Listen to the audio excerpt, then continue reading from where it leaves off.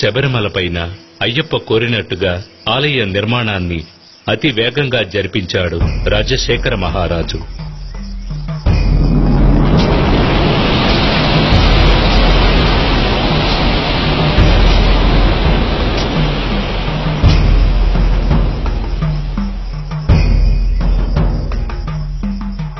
ఆ ఆలయంలో జీవిత తత్వాలను వివరించే విధంగా 18 మెట్లను కూడా ఏర్పరిచాడు.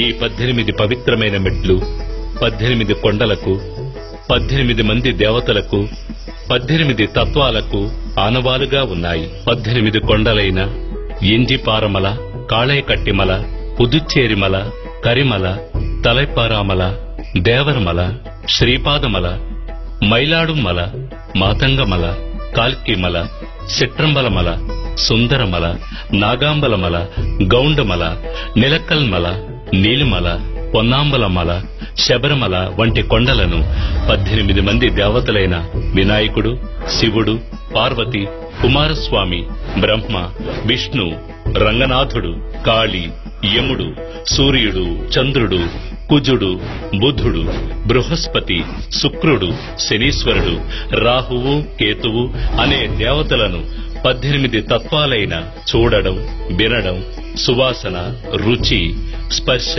కామం, దురాశ, క్రోధం, లోభం, మోహం, మదం, మాత్సర్యం, డాంబికం, సాత్వికం, రాజసం, తామసం, విద్య, అవిద్య వంటి గుణాలను తెలియజెప్పే విధంగా స్వామి తత్వాధీనుడై ఉన్నాడని తెలియజెప్పడమే ఈ 18 మెట్ల ఉద్దేశం.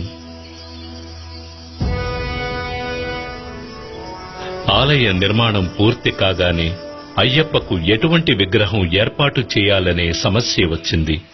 అప్పుడు పరశురాముడే తీసుకువచ్చిన శాస్తా విగ్రహమైన 2 కాళ్లను మడిచి కలిపిన యోగ పట్టముతో వందనము చేసిన రీతిన తత్వమసి అనే చిన్ముద్రతో కూడిన స్వామివారి రూపమే తగినది అనే భగవంతుని ఆనతి ప్రకారం మకర సంక్రాంతి దినమైనటువంటి శుభదినాన కృష్ణపక్షం పంచమి తిథి ఉత్తర నక్షత్రయుక్త శుభదినమున పరశురాముడు ధర్మశాస్త్రాను ప్రతిష్ఠించాడు.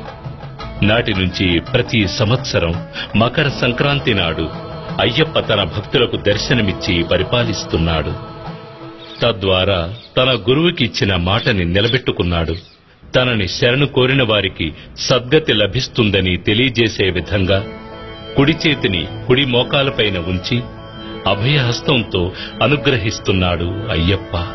అంటే తనే శరీరం అన్నవారికి అభయమిచ్చే అద్భుత రూపమిది. భక్తులు దీక్షా విధానాన్ని ఇప్పుడు చూద్దాం. అయ్యప్ప దర్శనార్థం వచ్చే భక్తులు గురుస్వామి ద్వారా మాల ధరించి ఉపదేశం పొంది బ్రహ్మచర్య వ్రతాన్ని పాటించాలి. మసాలా ఆహారాన్ని పూర్తిగా వదిలివేయాలి. సత్యం, ధర్మం, అహింస వంటి విషయాలను పాటించాలి. శబరిమలకు వెళ్లే భక్తులు నీతివంతులుగా, సహనవంతులుగా ఉండాలి. తమ శరీరాన్ని కష్టపెట్టి 1 మండలం దీక్షలో ఉండి మనసులో అయ్యప్పను తలుచుకుని ఆరాధించాలి. ఈ దీక్షను ఒక అలవాటుగా అభ్యాసంగా చేయాలి. బ్రహ్మచర్యాన్ని తప్పక పాటించాలి. ఈ అభ్యాసంతో మనసు పరిపక్వత చెందుతుంది.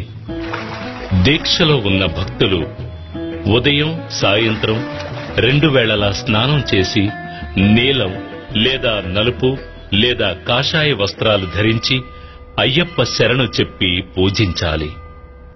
తులసిమాల ధరించిన అయ్యప్ప భక్తులు 1 మండలం దీక్షలో ఉన్న సమయంలో ప్రతిరోజు సాయంత్రం ఒక చోట చేరి అయ్యప్ప అనుగ్రహం కోరి దీపపూజకు వెళ్లడము, ఆయనను కొనియాడుతూ భజనలు చెయ్యడము తప్పకుండా చేస్తూ ఉంటారు.